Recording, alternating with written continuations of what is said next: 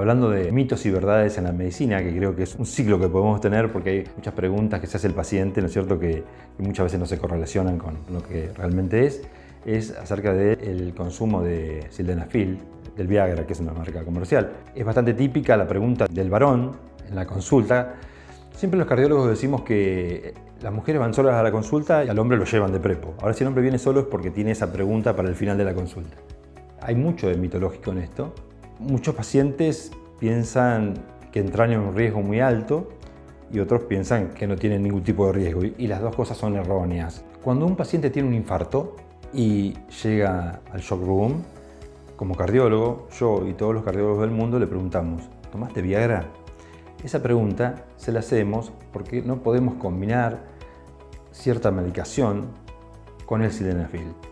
No se lo estamos preguntando porque pensamos que se infartó por el sildenafil, sino que es para no utilizar determinada medicación.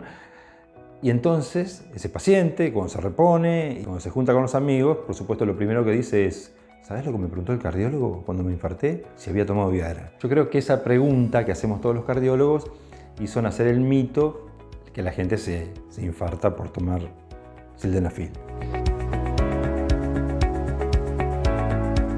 La realidad es que esta droga surge como un hipotensor, como una droga para bajar la presión arterial. De hecho, se utiliza, ¿no es cierto?, como droga para reducir la presión arterial pulmonar.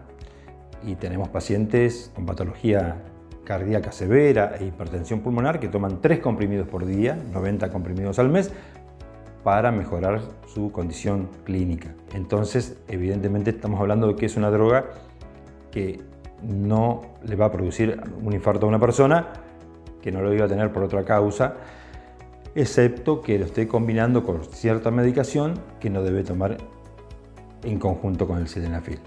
¿Qué significa esto? Que es importante siempre la consulta al médico. Que no dejen de hacerla. Fundamental que no dejen de hacer la consulta.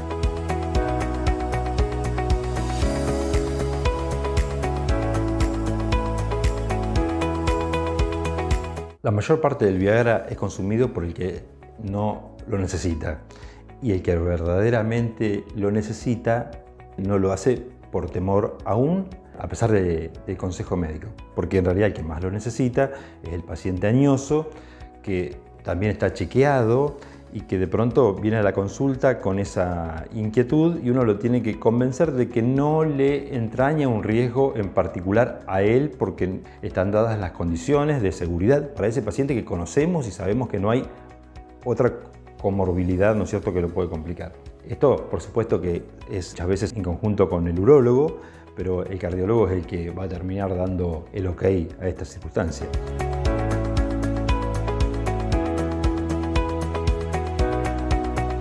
Y por otro lado, decimos que lo consume aquel que no lo necesita, veinteañeros que de pronto lo hacen más utilizando el efecto placebo, ¿no es cierto?, que el real.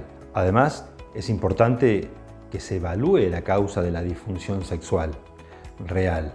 El Viagra tiene un efecto vasodilatador, pero muchas veces la disfunción sexual pasa por una disminución del deseo, por una alteración hormonal, por una serie de variables que deben ser analizadas por el médico. Un déficit de testosterona, por ejemplo, hace que el paciente tenga menos deseo sexual, y esto se confunda con otro tipo de disfunción y el paciente esté tomando sildenafil en forma innecesaria cuando tiene que evaluarse otra variable.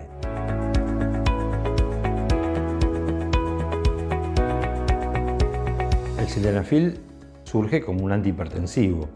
De hecho, como en cualquier estudio prospectivo para evaluar una droga, se toma un amplio grupo de pacientes, de hombres y de mujeres, en número similar, y se observa que, como en todos los estudios, los participantes abandonan el estudio por diversas causas. Bueno, las mujeres abandonaron el porcentaje calculado y los hombres no abandonaban ninguno el estudio, y ahí se empezó a evaluar, ¿no es cierto?, cuál era un efecto, digamos, colateral positivo, que era la mejoría en la erección. Y es ahí donde el paciente que está tomando una medicación que no está prescripta y que no es evaluado previamente por el médico, es donde podemos tener complicaciones.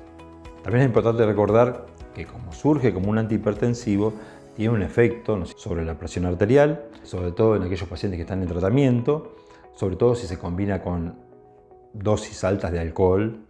El alcohol, decía Shakespeare, aumenta el deseo, pero disminuye la capacidad. Y con el sildenafil pasa lo mismo. En realidad ambos tienen un efecto vasodilatador. El alcohol tiene un efecto vasodilatador periférico, entonces disminuiría el efecto del sildenafil. En cantidades, 2 copas, no tiene mayor peso, y si nosotros aumentamos el consumo de alcohol, el riesgo es el de hipotensión, de una caída en la presión arterial.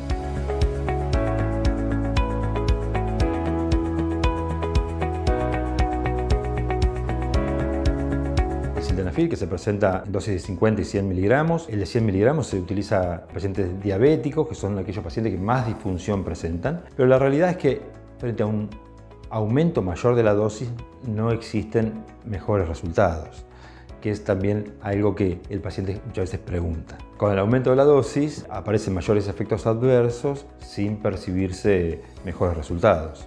Debemos recordar que el aspecto psicológico es fundamental también en la disfunción sexual. El paciente, si es evaluado por su médico y es aconsejado correctamente, y es aconsejado de qué forma tomar la medicación, en qué tiempos y asociado o no a ciertos alimentos, el resultado va a ser totalmente distinto si el paciente está seguro de que no le va a pasar nada. De esta forma va a tener mejores resultados finales.